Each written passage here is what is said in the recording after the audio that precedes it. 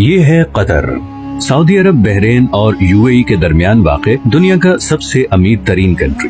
इतना अमीर कि इसकी पर कैपिटा इनकम है $1,28,000, जो कि अमेरिका, सिंगापुर और इवन पड़ोसी अरब ममालिक जैसे कि यूएई और सऊदी अरेबिया वगैरह से भी कहीं ज्यादा है। बड़ी बड़ी बिल्डिंग्स, शॉपिंग मॉल्स, महंगी गाड़ियाँ। इसीलिए कतर को मिडिल ईस्ट का वेगस भी कहा जाता है। लेकिन कतर हमेशा से ऐसा नहीं था। चंद साल पीछे चले जाएं तो कतर सिर्फ एक तपता हुआ सहरा था जिसमें गुर्बत, भूख और बोरियत के अलावा कुछ नहीं था। तो फिर ये इतनी बड़ी ट्रांसफॉर्मेशन कैसे हुई? जो देश सारे अरब कंट्रीज में से सबसे गरीब था, आज दुनिया का अमीर तरीन देश कैसे बन गया? इसके पीछे एक बहुत ही इंटरेस्टिंग कहानी है और ये कहानी बाकी सारे अरब कंट्रीज की कहानी से मुख्तलिफ है। इस वीडियो के एंड तक आप ये भी समझ चुके होंगे कि क्यों सऊदी अरब और यूएई कतर को पसंद नहीं करते और कैसे कतर आने वाले वक्त में भी अपने पड़ोसी अरब देशों के मुकाबले में ज्यादा खुशहाल और महफूज होगा। ये कहानी शुरू होती है 1916 में, जब कतर के अमीर अब्दुल्ला अस्सानी ने ब्रिटिश के साथ एक ट्रीटी साइन की, जिसके मुताबिक ब्रिटेन ने कतर को किसी भी जमीनी या समुद्री हमले की सूरत में डिफेंड करना होगा और कतर बदले में अगले 55 साल तक ब्रिटिश कॉलोनी का हिस्सा रहेगा और यहाँ से निकलने वाले हर नेचुरल रिसोर्स में ब्रिटेन का शेयर होगा। 1940 में कतर में सबसे पहली ऑयल फील्ड डिस्कवर हुई।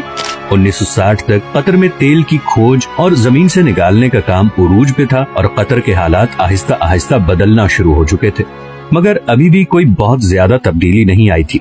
लेकिन फिर 1970 में शेल ऑयल कंपनी ने इस कंट्री का सबसे बड़ा खजाना दरियाफ्त कर लिया, नॉर्थ फील्ड, दुनिया की सबसे बड़ी नेचुरल गैस फील्ड। लेकिन उस जमाने में गैस कोई बहुत ज्यादा प्रॉफिटेबल नहीं थी और उसकी वजह ये थी कि गैस को सिर्फ पाइपलाइंस के जरिए ही दूसरी जगह भेजा जा सकता था और कतर गैस इस्तेमाल करने वाले देशों से इतना दूर था कि वहाँ तक पाइपलाइन पहुँचाना तकरीबन नामुमकिन था। इसी वजह से शेल कंपनी भी ये गैस फील्ड डिस्कवर करके भूल गई और ये डिस्कवरी ऑफिशियल डॉक्यूमेंट्स में ही दब गई। 1971 में कतर को ब्रिटेन से आजादी मिल गई और वो एक आजाद मुल्क बन गया। आजादी मिलने के बावजूद अगले 25 सालों में भी कतर के हालात कोई खास नहीं बदले और फिर आया 1995, जब क्राउन प्रिंस हम्माद बिन खलीफा अस्सानी ने बगावत करके अपने ही बाप की हुकूमत का तख्ता उलट दिया और कतर का अमीर बन गया। नए अमीर का एक ही फोकस था और वो था गैस। हम्माद बिन खलीफा ये जानता था कि कतर की तकदीर सिर्फ गैस ही बदल सकती है, इसीलिए उसने एक बहुत ही रेयर टेक्नोलॉजी गैस लिक्विफिकेशन में इन्वेस्ट किया। लिक्विफिकेशन एक ऐसी टेक्नोलॉजी है जिसमें गैस को लिक्विड फॉर्म में कन्वर्ट किया जाता है ताकि उसे ऑयल की तरह शिप्स में दूसरे कंट्रीज तक पहुंचाया जा सके।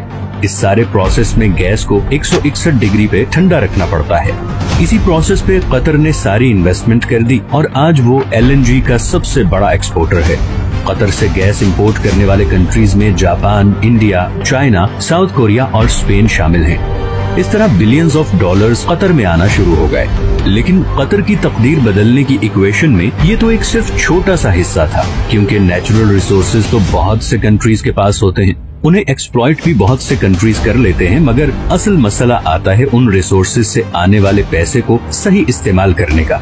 वरना वेनेजुएला और अंगोला का अंजाम हमारे सामने है।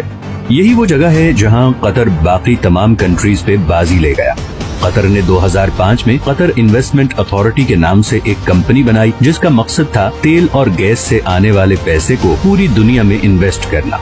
और इसीलिए आज दुनिया के हर बड़े मुल्क और हर बड़ी कंपनी में आपको कतर इन्वेस्टमेंट नजर आएगी, चाहे वो लंदन के बड़े होटल्स, ऑफिसेज और अपार्टमेंट बिल्डिंग्स हों, अमेरिका के बड़े बड़े ऑफिसेज हों या फिर मल्टीनेशनल्स जैसे कि Volkswagen, Barclays bank, Shell, Tiffany and Co या फिर रॉसनेट, रशिया की सबसे बड़ी ऑयल कंपनी। इन तमाम कंट्रीज और कंपनीज में कतर की हैवी इन्वेस्टमेंट्स हैं, लेकिन ये भी कतर की टोटल इन्वेस्टमेंट्स का एक छोटा सा हिस्सा है।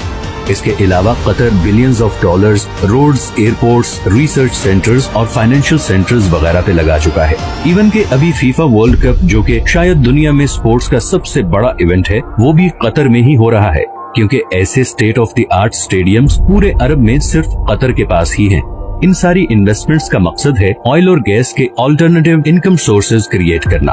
अब ये तो थी कतर की इकोनॉमिक साइड। दूसरी तरफ इंटरनेशनल पॉलिटिकल इन्फ्लुएंस हासिल करने के लिए कतर ने दुनिया का सबसे बड़ा अरब मीडिया नेटवर्क शुरू किया, जिसे आज हम अल जजीरा के नाम से जानते हैं।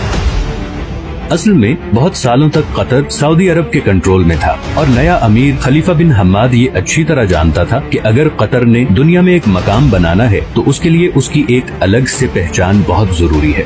पूरी दुनिया तक कतर की आवाज और उसका नैरेटिव पहुंचाने में अल जजीरा ने एक बहुत जबरदस्त रोल प्ले किया है। 2010 की अरब स्प्रिंग के दौरान भी अल जजीरा वो वाहिद चैनल था जिसने प्रोटेस्ट को ऑनर किया था और इसकी वजह से सऊदी अरब और दूसरे कंट्रीज से इसे जबरदस्त क्रिटिसिज्म का सामना भी करना पड़ा। अल जजीरा का इन्फ्लुएंस इतना ज्यादा है कि 2017 में जब सब अरब कंट्रीज ने कतर का बाइकआउट किया था तो उसको खत्म करने के लिए जो सबसे पहली डिमांड रखी गई वो थी अल जजीरा को बैन करना। सऊदी अरब और यूएई में तो अल जजीरा 2017 से अब तक बैंड ही है। कतर का बाइकआउट एक मुकम्मल फेलियर था और इसकी सबसे पहली वजह तो ये थी कि सऊदी अरब को इस बाइकआउट में सारे अरब कंट्रीज की सपोर्ट हासिल नहीं थी। इवन कुवैत और ओमान भी इस बाइकआउट का हिस्सा नहीं बने। दूसरा, कतर के ईरान और तुर्की से भी बहुत अच्छे ताल्लुकात हैं, जिसकी वजह से गो के सऊदी अरब और यूएई कतर से काफी नाराज हैं, मगर इंटरनेशनली सारे कंट्रीज कतर को एक न्यूट्रल स्टेट समझते हैं और इसीलिए पूरी दुनिया में सिवाय 6 कंट्रीज के किसी ने भी इस बाइकआउट को सपोर्ट नहीं किया। कतर को गैस की वजह से एक और फ्यूचर एडवांटेज भी मिला है। ऑयल के बारे में तो बहुत से एक्सपर्ट्स कहते हैं कि 2030 नहीं तो मैक्सिमम 2040 तक वो इलेक्ट्रिसिटी से रिप्लेस हो जाएगा, मगर गैस के बारे में ऐसी कोई प्रेडिक्शन नहीं, बल्कि उल्टा गैस की डिमांड मुसलसल बढ़ती जा रही है। अभी रिसेंट रशियन यूक्रेन वॉर में रशिया की जानिब से गैस पाइपलाइन की ब्लॉकेज के बाद कतर गैस की डिमांड 10 गुना बढ़ गई है, क्योंकि अब यूरोपियन कंट्रीज भी गैस के लिए कतर से राबता कर रहे हैं और ये डील कतर को और अमीर बना देगी। 2022 में कतर की एनर्जी एक्सपोर्ट्स पहले ही $100 बिलियन क्रॉस कर चुकी हैं, तो कल को जब बाकी अरब कंट्रीज ऑयल रिप्लेस होने से परेशान होंगे, वहीं कतर को इस चेंज से कोई खास फर्क नहीं पड़ेगा। अब कतर में सब कुछ अच्छा भी नहीं है और रिसेंटली वहाँ पे लेबर क्लास की कंडीशन को लेकर काफी सवाल भी उठाए गए हैं, लेकिन स्टिल कतर बाकी अरब देशों के मुकाबले में काफी ओपन स्टेट है, जहाँ मीडिया की आजादी है, इकोनॉमिक कंडीशंस बेहतर हैं और फ्यूचर प्लानिंग भी होती है। आखिर में हम आते हैं उस खित्ते की तरफ जो कि शायद नेचुरल रिसोर्सेज से मालामाल है, मगर पॉलिटिकल डिफरेंसेस, करप्शन और रिलीजियस एक्सट्रीमिज्म की वजह से इस वक्त गुर्बत, भूख और बदअमनी का शिकार है। कतर की आबादी का 60% साउथ एशियंस हैं। इंडियंस, पाकिस्तानी, बांग्लादेशी और नेपाली कतरी पॉपुलेशन का सबसे बड़ा ग्रुप हैं। अपने देश और प्यारों से हजारों मील दूर दिन रात मेहनत करते ये लोग हर वक्त ख्वाब देखते हैं कि कब इनके अपने कंट्रीज इतने खुशहाल होंगे कि इन्हें 7 समुंदर पार इस जला देने वाली गर्मी से निजात मिले। हर वक्त सोशल मीडिया पे लड़ने वाले ये लोग बाहर के कंट्रीज में बिल्कुल मिलजुल के रहते हैं, दुख बांटते हैं और एक दूसरे की मदद करते हैं, लेकिन जैसे ही वापस अपने कंट्रीज में आते हैं तो वही पुराने पॉलिटिकल एजेंडे से मुतासिर होकर एक दूसरे को बुरा कहने और समझने लगते हैं। न जाने ये हालात कब बदलेंगे, कब इस सब कॉन्टिनेंट के लोग ये फैसला करेंगे कि ये पॉलिटिशियंस की डर्टी पॉलिटिक्स का हिस्सा नहीं बनेंगे, इस ब्रेन वॉशिंग से बाहर निकलेंगे, दूसरों को भी इंसान समझेंगे और फाइनली ये फैसला करेंगे कि अब हमें अपने कंट्री को उस मुकाम तक लेके जाना है जहाँ पे आज नॉर्वे और कतर है। मैं उम्मीद करता हूँ कि आप लोग इस चैनल की वीडियोस को पसंद कर रहे हैं। अगर अभी तक आपने नॉर्वे पे वीडियो नहीं देखी तो वो भी जरूर देखें। ये हैं वो तमाम सोर्सेज जिनसे मैंने इस वीडियो के लिए कंसल्ट किया है। अगर आपको ये वीडियो भी पसंद आई है तो इसे लाइक और चैनल को सब्सक्राइब जरूर कर दें, क्योंकि मैंने अभी बहुत से इंटरेस्टिंग टॉपिक्स पे वीडियोस बनानी है, तो आपकी सपोर्ट बहुत जरूरी है। मिलते हैं नेक्स्ट वीडियो में, अपना ख्याल रखिएगा। अल्लाह हाफिज।